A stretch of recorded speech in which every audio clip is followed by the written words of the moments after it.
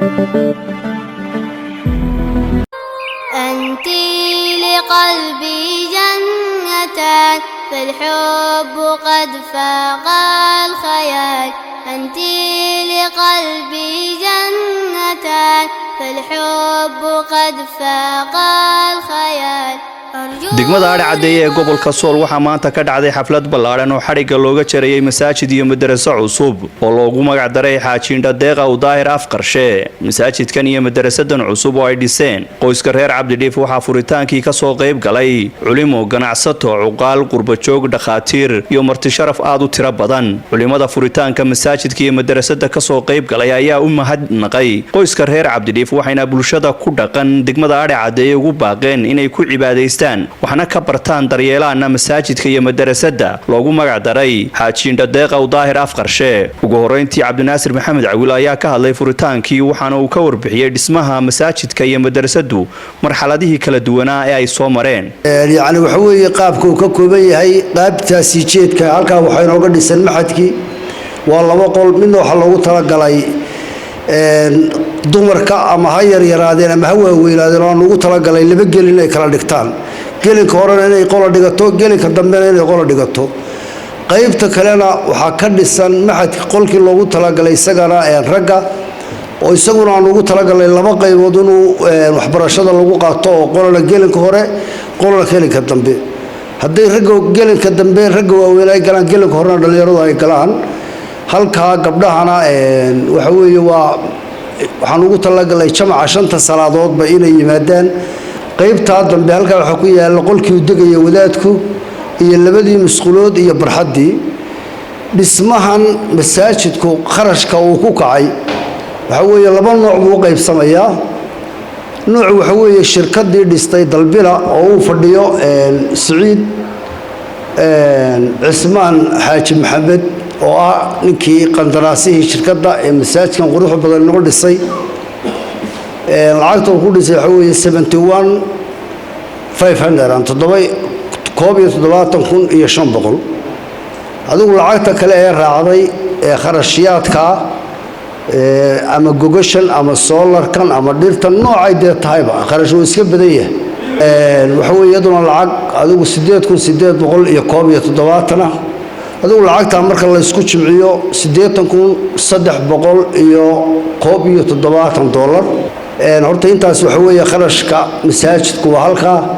qaybahaasuna ka kooban yahay sida uu Cabdikariin sheegayna ugumaanu talagelin inuu noqdo meel ama iska xiran ama inta lagu tukado laga yaaco waxa lagu talagalay meel furan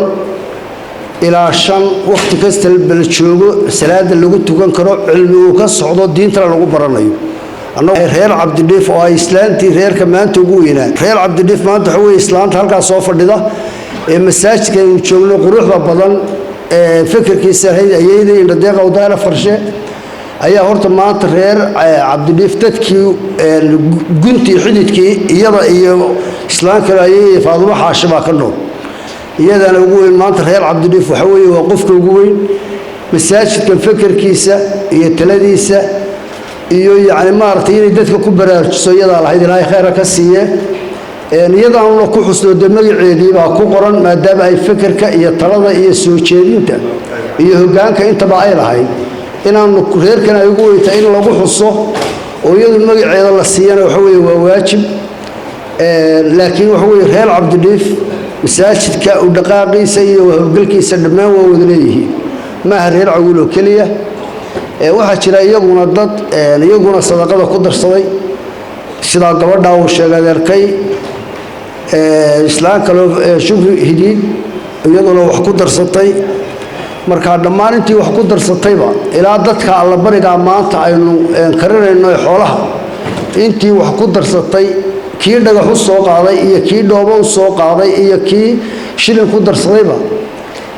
ilaahay qof walba ajra ka siiyo masaajidkan waad aragteen waxa masaajid weyn oo qaybo badan leh laba qaybood qaybta dumarka leh masaajidkan intuu leeyahay waad aragteen $8,000 buu marayaa dadku dee doolarka ay haystaan waxay la beegsadaan muxuu ahaa guryo iyo berkado iyo annagu xaggaasaan u baydhnay haddaanu reerkaan nahay hadna lagu daydo hoy dhulbaantow hadna lagu daydo hadda mid saddexaad baanu asaasaynaa haddii aan la idmo meeshii aanu ka dhisi lahayn baanu doondoonaynaa kan markuu dhammaado mid saddexaad baa muxuu ahaa haddii aan la idmo noo qorshaysan inaanu dhisno halkaanu ka dhisi lahayna waanu ka tashanaynaa waa doondoonaynaa sidaa darteed waxaan leeyahay dhulbaanta han lagu daydo lacagtan dee qofku nolosha adduunka yoolkeedu yahay laga beegsanayo aakhirana ha la eego beri dhowaytay guumays markaanu kan la bilaabayba waxay la odhan jireen reerkan wasaajiduu ku waashee dad dee meelaha laga xamanaya waxay odhan jireen reerkan masaajiduu ku waashee talo maxaa jira waxaanu idiin sheegaynaa in mid saddexaadna haddii la idmo hadda awgusta uu ku jiro qorsha taasi waa ta kale masaajidkan qiimihiisu intaa yahay quruxda ay arkaysaan islaanta maanta keliyahe waalidka ahee noo noolay Deeqa Daahir ayaa fikirkeeda lahayd wax ka qayb galay haddaanu reerkan nahay gabadh dhinaca raambaa oo khadreel la yidhaahdaa jirta oo weliba xanuunsanaysa oo soo codsatay duco in muxuu ahaa looga diro golahan maanta furitaanka xafladda khadra cali raambi ayaa ka qayb gashay gabadhaas muxuu ahaa reer ahaan loo tarraxda iyaduna haddii aan la idmo waa loo ducayn doonaa golaha looga ducayn doonaa islaanta hooyo laftigeedu way xanuunsanaysaa iyada laftooda ducada in muxuu ahaa loo duceeya ayay u baahan tahay waxaana sidoo kale halkaasi ka hadlay dhammaan marti sharaftii ka soo qayb gashay furitaanka masaajidka iyo madarasada waxayna sheegeen in aad ugu faraxsan yihiin inay ka soo qayb galaan furitaanka masaajidkaasi loogu magac daray xaajiyo indha Deeqa Daahir Afqarshe waxayna aad ugu mahad celiyeen qoyska reer Cabdidhiif oo horay masaajido hore uga dhisay gobolka Sool waxayna bulshada ku dhaqan gobolka ugu baaqeen inay ku daydaan qoyska reer Cabdidhiif ina ku kulmiyay magaalada Arcadeeye iyo masaajidkan quruxda badan ee heladu ay runtii ay dhistay insha Allah ta'ala subhanahu reerka ha barakeeyo reer Cabdidhiif iyo reer Maxamed Cabdiba iyo dhammaan ay in Deeq Ilaahay subhanahu ha barakeeyo amalka ay la baxeen waa amalkii laga sheekeeyay arinta ayada waxaan aad ugu faraxsanahay anoo qurbaha ka imi Ilaahay subhanahu maanta iwaafajiyay inaan kulanka la kulmo aad baan ugu faraxsanahay waxaa muhiim ah masaajidka hadii heladu ay dhistay dadka la doonaya inay buuxiyaan waa magaalada Arcadeeye degmada Arcadeeye masaajidka inaad camirtaan oo aad ka faa'iideystaan amirkuus waa tii leenoo sheegado waxa weyn waa salaad iyo cibaado iyo quraan akhris iyo casharada baxa oo aad laasintaan duceeyay waa masaajidkii aan filayaa anigu afraad baan u haystaa inuu yahay waayo guumays laba ka dhisay markii koowaad mid baxaaji Cabdi ka dhisay xaaji Awil haddana waa tii dib loo weyneeyay kana waa kii saddexaad hadeer ka waxaan sheegaynaa waa kii afraad buu noqon doonaa insha Allah taala sagana in masaajidka loo sameeyo culimo cilmiga ka bixisa waliba la gaarsiiyo aswaaqda maadaama masaajidku hadda aanu wadada iyo halka loo badan yahay uu ka yar baxsan yahay mikrofoono loo sameeyo la geeyo meelaha shaarica wacdiga lagu dhageysto arimahaasna insha Allah taala waxaan ka codsanaynaa in reerku ku kordhiyaan si bixiyo masaajidka dhismihiisa waxa weeye masaajidka waxaan u dhisnay hadeeb xumayo si tayeysan waxaan rajaynaynaa inuu in badan anfaco deegaanka waan tayeen taasi waa tayada hadeeb xumayo marka waxa weeye waan u ducaynaa mar labaad mar saddexaad waxaan u ducaynaynaa dadka dhammaan isugu yimid meesha waxaan u ducaynaynaa reer Cawil marka anigu reer Cabdidhiifna waa ahay reer Afqarshina waa ahay ducadana kuwa loo ducaynayaan ku jiraado waa la wadaagaa intaas waa duco Ilaahay ha barakeeyo reer Cabdidhiif Ilaahay ha barakeeyo sunno wanaagsan bay inoo jideeyeen waxay caan ku noqdeen masaajid dhisid waxay caan ku noqdeen ceelal qudis xafladii tan ka horeysay ee ka dhacday meesha la yiraahdo guumaysna waa joogay masaajid hore odaygu dhisay magaaladii baa ka weynaatay waa la dumiyay masaajidan baa la dhisay kii saddexaadna waa kan marka laga bilaabo kii hore ee yaraa kii ku xigana waa isla isagii oo la weyneeyay kii saddexaadna waa kan marka dadka waxaan leeyahay Allah barakeeyo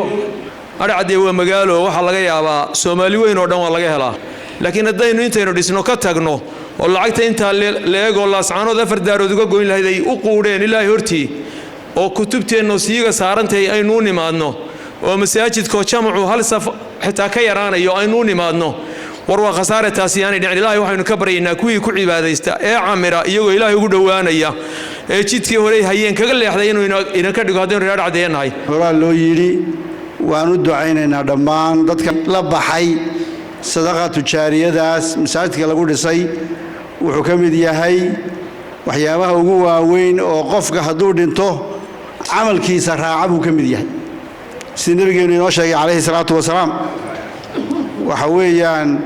waa sadaqa tujaariya weeye idanka ilaahay waa u aqbalayaa subxaana wa tacaala ilaahay waxaan uga baryaynaa dhammaan ciddii wax ku bixisay oo hanti leh oo maskax leh oo maal leh oo waqti leh oo caqli iyo farsamo leh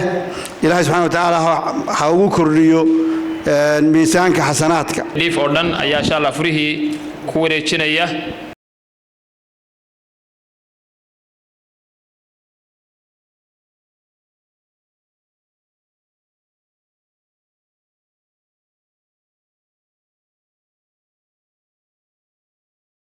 goob waxbarasho inoo fureen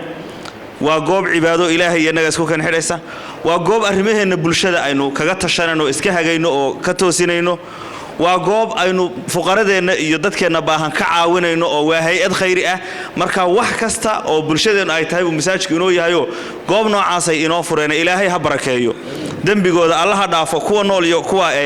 geeriyoodayba ilaahay subxaanahu wa ta'ala ubadka iyo aqliga iyo adduunyada ha ugu barakeeyo ilaahay subxaanahu wa ta'ala waxay bixiyaan wax ka khayr badan ilaahay ha ugu bedelo subxaanahu wa ta'ala waana lagu yaqaanay khayr bixinta qoyska kan oo waa ogtihiino inda deeq macadka Soomaaliya oo dhan ugu caansan waa macadka Furqaan Laascaanood waa mustawa Soomaaliya ma aha Laascaanood دي ظاهرة فقرشاد أكتين إنه وقفي وبحيي إلهي سبحانه وتعالى دم بدافع قارسيو قبرها هو نوريو إلهي سبحانه وتعالى وحفي عنه وقفوا إن براي هاو قاردقو بيرها تشنذا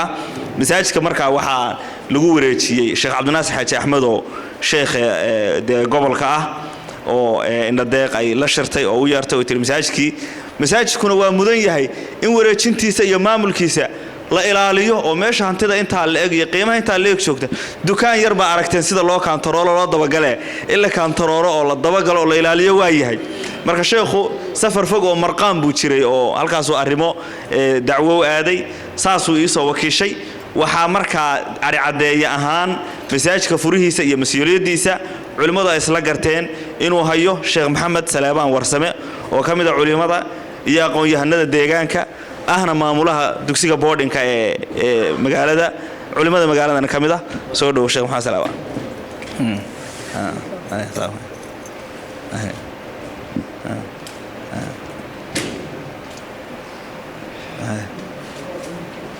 fadliga dadka dhisaa khayrka sheekha inoo sheegay waxaan leenahay waajib waa inoo dhisay cid loo dhisay inay ku cibaadaystaan waa inaga waa dadka muslimiinta ah ee adcadeeye degan inay soo camiraan oo yimaadaan oo buuxiyaan rag iyo dumarba oo masaajidda marka la dhisayo rag qura laguma talagalee dumarkuna way leeyihiin oo way ku tukanayaan oo waxbay ku baranayaan oo marka isaga sida nabiga sallallahu alayhi wasallam u joogay marka isaga maaragtay inaga hadaynu Soomaaliya waxaad moodaa in marka isaga yaani ay masaajidda iyo marka dumarku inay shaqaba ku lahayn inay tahay ما هو شيء كله يمرك السجاء مرك وحن لا يهي وصحابة آذوا أن يستحيل دار بأن ما يدهن كأنها موعدة مودع وحد مودع رسولك يا الله مذ وحويا دردار ما يسقوتيه وأنا كذا فعوصنا نودر دارا قال أوصيكم بتقوى الله والسمع والطاعة نبي وحي وحرين دردار ما يا إلهي عبسديسه إلهي نتكبر دام ما دردار ما يا waxaa laga qaadanayaa ahmiyatu taqwa muhiimadda ay leedahay cabsida ilaahay laga baqo subxaanahu wa ta'ala waayo cabsida alla laga baqa waa waxa qofku uu ku badbaadayo fi dunya wa fil aakhirah ilaah baa mahadle qoyskii dhisay reer Cawil iyo hooyo indha deeq ilaahay xasanaadka ha ugu daro ilaahay ka aqbalo ilaahay miisaanka xasanaadka ha ugu kordhiyo wixii loo dhisayna ilaahay ha ku fuliyo dadka dad aqbilay oo camira ilaahay ha naga yeelo